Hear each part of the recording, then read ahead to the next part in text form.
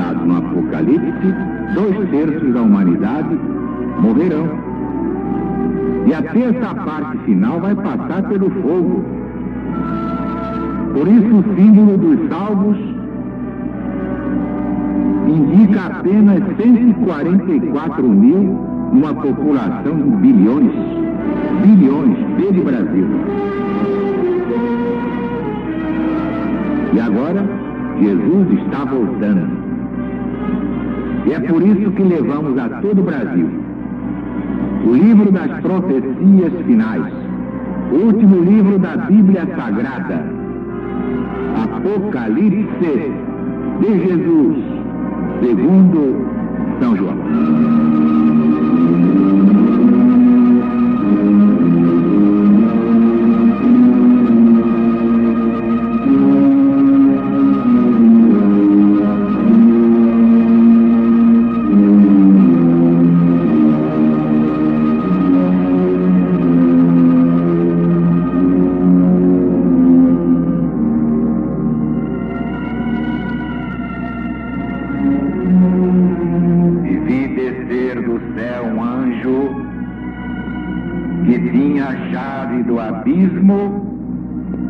E uma grande cadeia na sua mão. E ele tomou o dragão, a serpente antiga, que é Satanás, e o amarrou por 1000 anos. E o meteu no abismo e o fechou, e pôs selo sobre ele, para que não engane mais as criaturas, até que sejam cumpridos os 1000 anos. E depois disso, convém que Satanás seja desatado por um pouco de tempo. E vi cadeiras, e se sentaram sobre elas, e lhes foi dado o poder de julgar. E também vi as almas dos decapitados pelo testemunho de Jesus e pela palavra de Deus, e os que não adoraram a besta, nem a sua imagem, nem receberam seu sinal na sua testa, nem na sua mão, e viveram e reinaram com Cristo de Deus durante 1000 anos. Os outros mortos não tornarão a vida até que os 1000 anos sejam cumpridos. E esta é a primeira ressurreição. Bem-aventurados e santos aqueles que têm parte na primeira ressurreição. A segunda morte não terá poder sobre eles. Antes serão sacerdotes de Deus e do Cristo, e com ele reinarão durante 1000 anos. E depois que os 1000 anos forem cumpridos, será desamarrado Satanás da sua prisão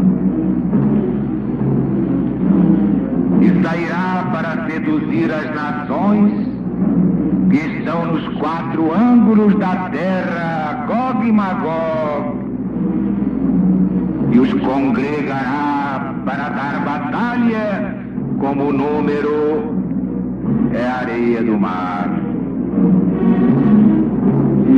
E subiram sobre o âmbito da terra e cercaram os arraiais dos santos e a cidade querida. Mas desceu do céu, por ordem de Deus, o fogo que os devorou. E Satanás, que os enganava, foi lançado no tanque de fogo e de enxofre, onde também a besta e o falso profeta serão atormentados de dia e de noite, pelos séculos dos séculos. E vi um grande trono branco, e um que estava sentado nele, de cuja vista fugiu a terra e o céu, e não foi achado lugar deles. E vi os mortos, grandes e pequenos, que estavam em pé diante do trono, e os livros foram abertos.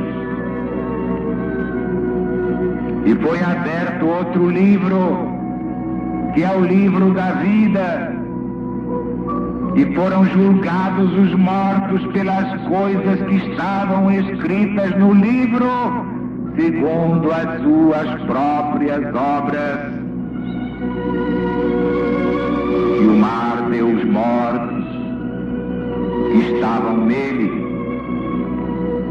e a morte e o inferno deram os mortos que estavam neles, e se fez julgamento de cada um deles segundo as suas obras.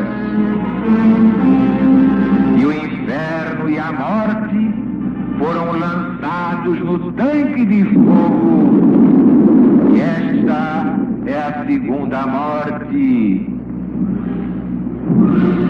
Todo aquele cujo nome não se achou inscrito no livro da vida foi lançado no tanque de fogo.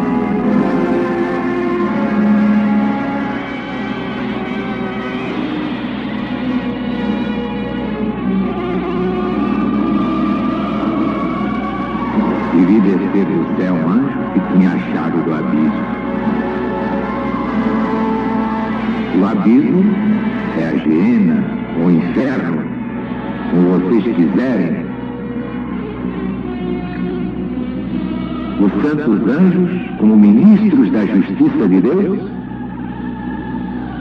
têm a chave do abismo para fechar ou soltar os espíritos maus,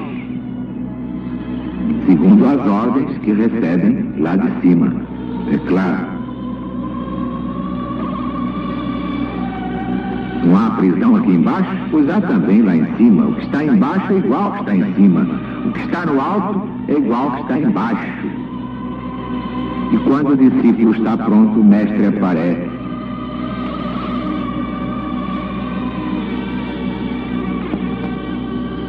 Temos aqui Satanás marcado para a sua destruição final.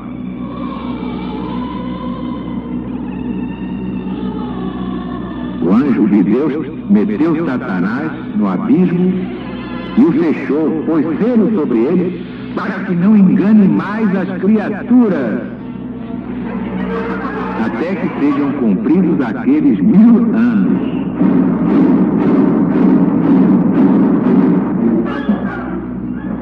Isto não significa que estejam totalmente acabadas as seduções, as trapalhadas, as tentações de Satanás.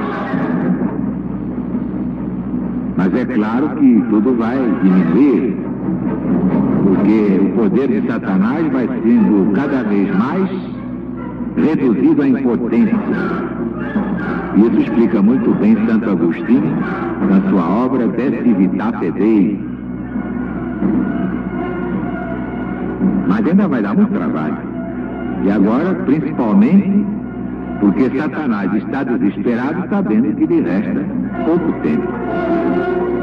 Já vai fazer muito estrago, vai. E vi cadeiras e se sentaram sobre elas.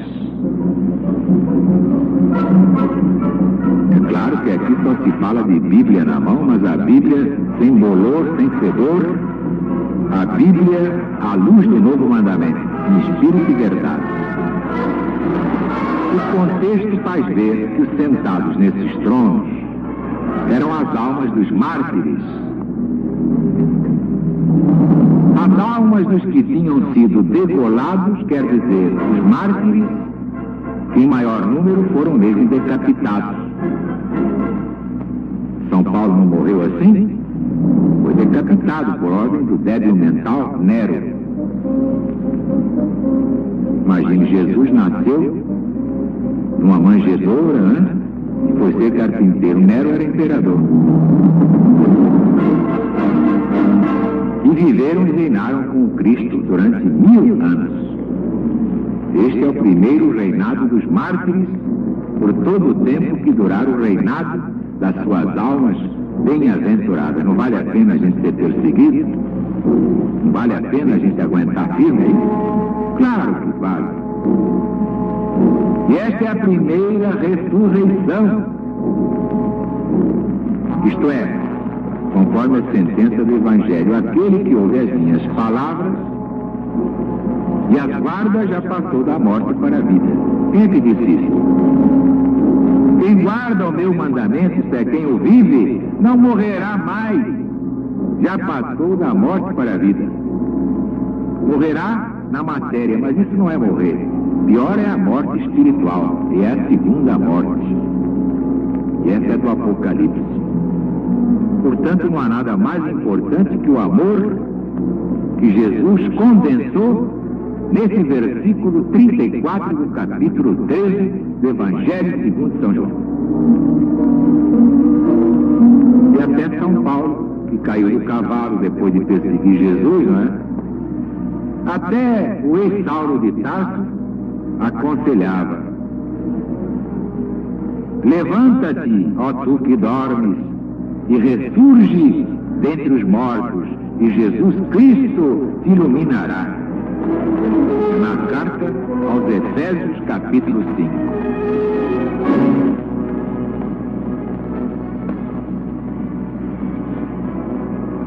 Gog e Magog. Vocês sabem que isso aí, conforme já expliquei na mensagem à Mocidade Legionária, está no livro de Ezequiel. É o profeta Ezequiel no Velho Testamento da Bíblia Sagrada. Quer dizer, por esses nomes, Ezequiel, o profeta, designa as nações inimigas de Deus e vão cobrindo a terra. E todo aquele que não vive a lei de Deus é inimigo de Deus. Só os tapados não entendem isso. E cercaram os arraiais dos santos e a cidade querida. Este campo dos santos, esta cidade querida, claro, são os eleitos de Deus. Deus não tem favoritismo, Deus não tem pistolão para ninguém, não há privilegiado, ninguém tem privilégio. Os eleitos de Deus são aqueles que se fizeram eleitos pelo seu trabalho. Tanto que aqui diz o Apocalipse, grandes e pequenos, todos serão julgados, segundo as suas obras no mundo. Versículo 12 deste capítulo 20. E o próprio Jesus reforça através de João: e o mar deu os mortos que estavam nele. A morte e o inferno deram os mortos que estavam nele. E se fez juízo de cada um deles, segundo as suas obras. Acabou a lenda de que as obras nada valem. O que vale é a graça e a fé. Uma gracinha do rabino Saulo de Tarso. Deixou isso aí quando não acreditava na reencarnação. E até hoje, todos esses energúmenos repetem isso. Contra a verdade solar, com essa clareza meridiana, do Apocalipse. Cada um vai ser julgado pelas suas obras, nada de graça e nada de fé. Já passou a graça, já passou a fé. Agora é cada um segundo aquilo que fez no mundo. Toma lá, dá cá, isto é teu.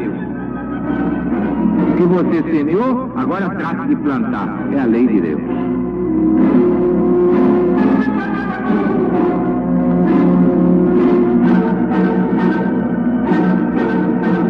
O inferno e a morte foram lançados no tanque de fogo. Claro, dizia São Paulo que a morte seria o último inimigo que Jesus destruiria. Ele escreveu isso na primeira epístola aos Coríntios. Não tem nada a ver com o time de futebol aí.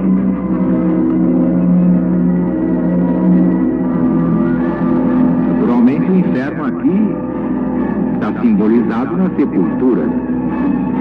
O inferno e a morte deram os mortos que estavam neles. O sujeito, pelo fato de morrer, não fica santo, não. Cada um, depois de morrer, continua exatamente o que é. Porque geralmente o brasileiro é assim: quando alguém morre depois de ter feito o diabo, o pessoal diz: coitado, afinal de contas era um bom sujeito, né? Matou 5, assaltou 37, teve 85 famílias, mas é um bom sujeito, né? Você vê, tá aí caladinho aí, coitadinho dele, olha aí que belezinha. Não dá um pio, a mosca na cara dele, ele não se mexe, não tira a mosca. Olha a mosca agora no nariz, olha lá, no nariz, no queixo. Coitado, não é? Pelo julgamento dessa gente, iria para o céu. Mas não vai não. Não vai não, vai pagar todas as misérias que fez. Voltaremos amanhã com mais um trecho do Apocalipse de Jesus segundo São João, em espírito.